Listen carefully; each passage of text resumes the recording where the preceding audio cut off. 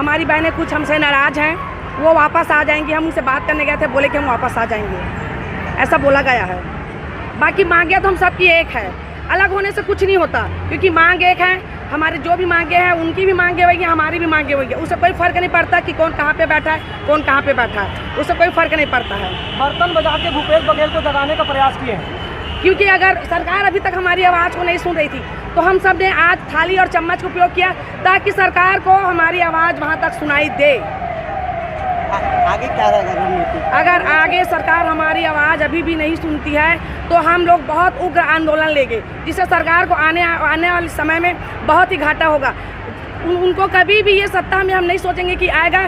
पूरी लाइफ और हर समय हम लोग यही चाहेंगे कि सरकार तक हमारी आवाज़ जाए, और जब तक हमारी मांग को पूरा नहीं करेगा हम अपने आंदोलन को और आगे बढ़ाएंगे। आज हम लोग अनिश्चितकालीन हड़ताल में बैठे, हमको 10 से 15 दिन हो रहे हैं, लेकिन सरकार हमारी एक भी बात नहीं सुन रही है। तो आज हम सभी बहनें थाली बजाकर उनको जगा रहे हैं, कुंभकर्ण की नींद में सोए, इसलिए हम जगा रहे हैं और अपनी मांग उन तक पहुंचा रहे हैं, पहुंचाने की कोशिश कर रहे हैं, लेकिन वो सोए हुए हैं। आज हमने थाली प्रदर्शन किया है, कल और प्रदर्शन करेंगे, उनको जगाएंगे और हम अपनी मांग पूरी करवा के रहेंगे। हमारी कार्यकर्ता कितने बिंदुओं पर है आपकी मांग? हमारी 6 मांगे हैं और हमारी 6 की 6 मांग पूरी होनी चाहिए। हमारी मांगे यही है कि हमारा कलेक्टर दर घोषणा किया था चुनावी घोषणा में, वो वादा पूरी करे। वो सरकार पूरी क्यों नहीं कर रही वादा? क्यों कुंभकर्ण की नींदें सोई हुई है?